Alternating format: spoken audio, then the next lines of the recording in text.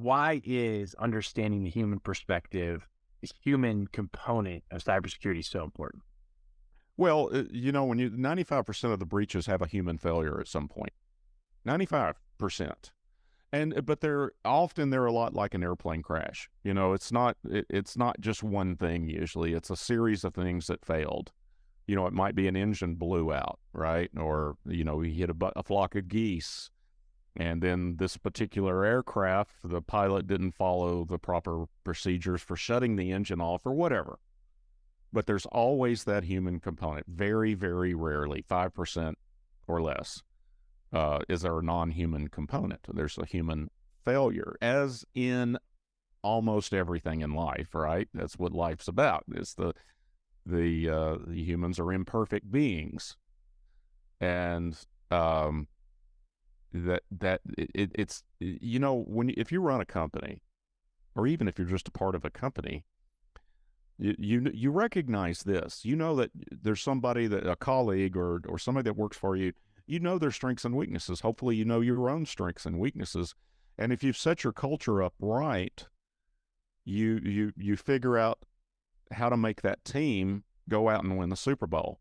You've got wide receivers and defensive linemen and quarterbacks, since it's almost, we're in the playoff season during the recording of this. You're building that team, and you allow them to do their job. And that layer 8 is about understanding and assessing what everyone's security maturity level is, both awareness and practices, accountability, and continuing defensive awareness training. That's because you got to be able to change and adapt to new threats, new threat actors. This whole FAA thing, I haven't had a chance to look into it lately, but there was questions: is this a cyber attack? With all the grounding of the planes this morning. This is the day we're filming this, by the way. Right. FAA grounded all the flights because computers went down. Maybe a human failure right there. Human failures, and a perfect example in the IT world is a lot of people will set up all of these backups, but then a human being never goes in and checks them and verifies.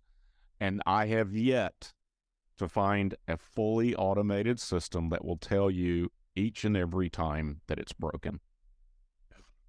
And if somebody has one, I'm all ears, but I've never found one yet that doesn't, number one, break occasionally, and number two, fails to notify you that it's broken. So that's why you have to have the human element. The automated tools can only do so much. It's the same thing with EDR, with endpoint detect and response. It still has to be investigated by a human being and responded to, mitigated, remediated, and humans have to lay their eyes on it.